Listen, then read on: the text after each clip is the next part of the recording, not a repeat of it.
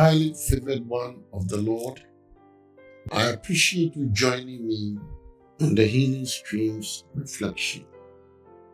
The title for today's post is Golden Streets and Silver Linens.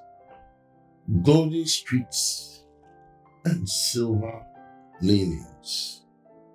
Heaven for little children. Beloved, there are few things more fun to talk about than heaven. What's not to love about streets of gold, and angels, and being in the presence of Jesus himself? No matter what our age, the idea of heaven sparks excitement and fills the imagination. But any conversation about heaven must also become a conversation about death, a subject which is probably near the top of most people's 10 things I avoid talking about list. Here are some ideas to get you started on both conversations with your family. When is my child ready to hear about death?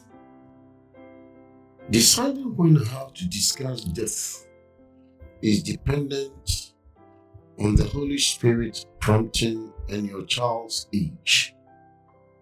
That doesn't mean you should avoid the subject with young children, just that you should be aware that kids will process and understand differently at different ages.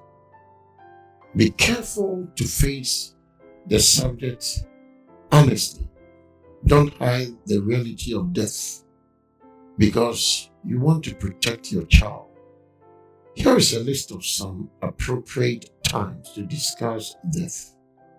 Whenever your child asks about death, when a pet dies, when someone you know dies, when watching a television show or movie that depicts death, when the seasons change and plants die, when you move to a different house, see house metaphor below, especially when there is the need to post a house metaphor in front of that particular building. Secondly, how do I teach my children about death? Jesus often did. It might be helpful to explain death using metaphor. The house. God gives each of us a house to live in on earth. It is called our body. Our bodies are the houses in which our souls live. Your soul is the thing that makes you, you. Your personality, feelings, mind. Over time, houses get old and can't be lived in any longer.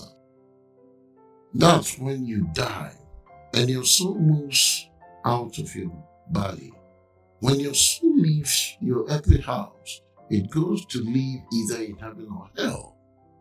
These are the only two places your soul can live when your body dies. It is important to emphasize that a person's soul never dies. Only the house dies. So while the house is buried, death itself is only a trip our soul takes to where it will live forever and get a new body. The computer.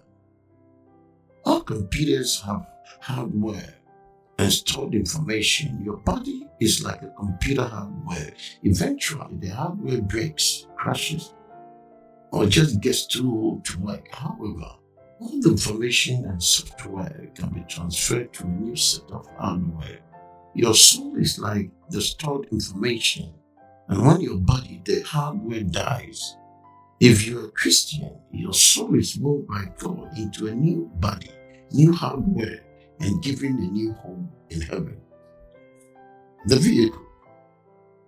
Have fun brainstorming different types of vehicles. Everything from camels to trains to SUVs. Ask, how do we travel to where we want to go? Grandpa's house, vacation spot, etc. That seems like a scary thing because we have never experienced it. But if we know Jesus, death is the vehicle that we travel through to get to heaven. You may discuss the rapture here or save it for another discussion, particularly with younger children. Unlike non-believers who have no hope, there's great joy attached to the believer's discussion of death, the joy of heaven. Here are four things to be sure you include. Heaven is a place that is real. Because heaven is invisible to us, children will have more trouble understanding it as a real place where God lives. Be sure they also learn that hell is an equally real place to make heaven more concrete. Create a metaphor that will stand about heaven. Secondly, a place of rejoicing. Kids may have an idea that heaven will be boring. After all, forever is a long time. On the contrary, heaven is a place of great joy. It's a happy place. As Psalm number 16:11 declares, it says, "You will show me the path of life. In your presence is fullness of joy. At your right hand are pleasures evermore." A place of reward. Matthew 6:19-20 encourages us to store up treasures in heaven because only heaven's riches will endure. Tell your children that one day God's people will receive rewards for what they have done for the kingdom.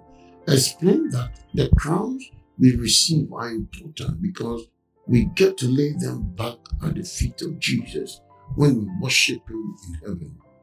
3. A place you must be ready to enter. Whenever the subjects of death in heaven present themselves, the most important thing you can do for your unsaved children is to share with them that Jesus is the only way to enter heaven, as John 14:6 tells us.